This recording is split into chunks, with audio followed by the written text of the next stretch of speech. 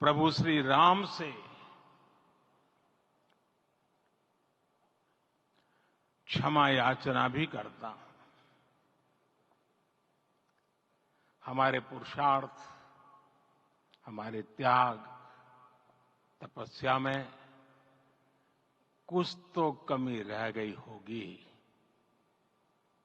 कि हम इतनी सदियों तक ये कार्य कर नहीं पाए। आज वो कमी पूरी हुई है।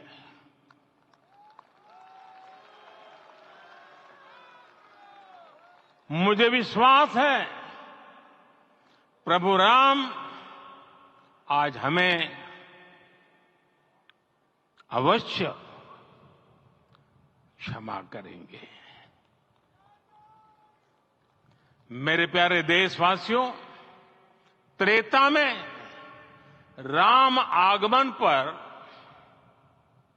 पूज्य संत तुलसीदास जी ने लिखा है, प्रभु बिलो की हर से पुरबासी, जनित वियोग विपत्ति सबनासी। अर्थात प्रभु का आगमन देकर ही सब अयोध्यावासी, समग्र देशवासी हर्ष से भर गए। लंबे वियोग से जो आपत्ति आई थी उसका अंत हो गया। उस कालखंड में तो वो वियोग केवल 14 वर्षों का था, तब भी इतना असह्य था। इस युग में तो अयोध्या और देशवासियों ने सैकड़ों वर्षों का वियोग सहा है। हमारी कई कई पीढ़ियों ने वियोग सहा है। भारत के तो संविधान में उसकी पहली प्रति में भगवान राम विराजमान है। संविधान के अस्तित्व में आने के बाद भी दशकों तक प्रभु श्री राम के अस्तित्व को लेकर कानूनी लड़ाई चली। मैं आभार व्यक्त करूंगा भारत की न्यायपालिका का, जिसने न्याय की लाज रख ली।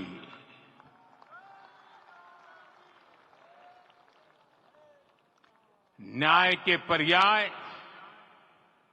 प्रभु राम का मंदिर भी न्यायबद्ध तरीके से ही बना। साथियों, आज गांव-गांव में एक साथ कीर्तन संकीर्तन हो रहे हैं। आज मंदिरों में उत्सव हो रहे हैं, स्वच्छता अभियान चलाए जा रहे हैं। पूरा देश आज दीपावली मना रहा है। आज शाम घर घर राम ज्योति प्रज्वलित करने की तैयारी है। कल मैं श्री राम के आशीर्वाद से धनुषकोडी में राम सेतु के आरंभ बिंदु अरिचल मुनाई पर था। जिस घड़ी प्रभु राम समुद्र पार करने निकले थे, वो एक पल था जिसने काल चक्र को बदला था। उस भावमय पल को महसूस करने का मेरा ये विनम्र प्रयास था। वहां पर मैंने पुष्प वंदना की। वहां मेरे भीतर एक विश्वास जगा कि जैसे उस समय काल चक्र बदला था, उसी तरह अब काल चक्र फिर बदलेगा और शुभ दिशा में बढ़ेगा।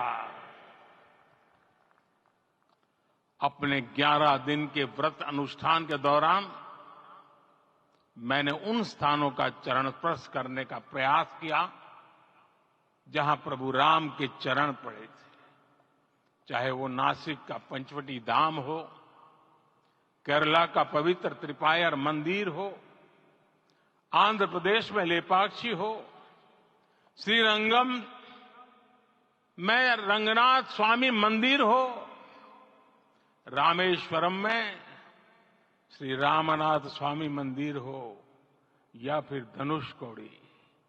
मेरा सौभाग्य है कि इसी पुनीत पवित्र भाव के साथ मुझे सागर से सरयू तक की यात्रा का अवसर मिला। सागर से सरयू तक हर जगह राम नाम का वही उत्सव भाव छाया हुआ है। प्रभु राम तो भारत की आत्मा के कण कण से जुड़े हुए हैं। राम भारतवासियों के अंतर मन में विराजे हुए हैं।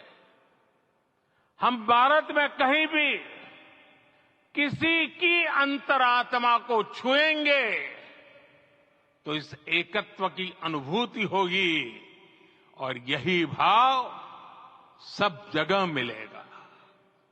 इससे उत्कृष्ट, इससे अधिक देश को समायोजित करने वाला सूत्र और क्या हो सकता है।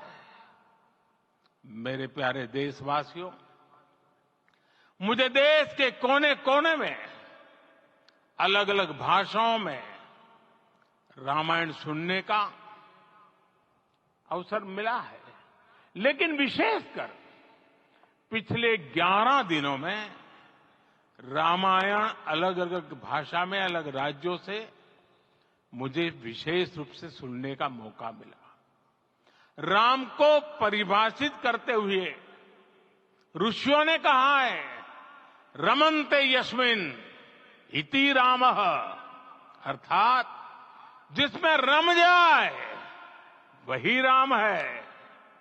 राम लोक की स्मृतियों में, पर्वत से लेकर परंपराओं में सर्वत्र समाये हुए हैं। हर युग में लोगों ने राम को जिया है। हर युग में लोगों ने अपने अपने शब्दों में अपनी अपनी तरह से राम को अभिव्यक्त किया है और ये राम रस जीवन प्रवाह की तरह निरंतर बहता रहता है। प्राचीन काल से भारत के हर कोने के लोग राम रस का आचमन करते रहे हैं।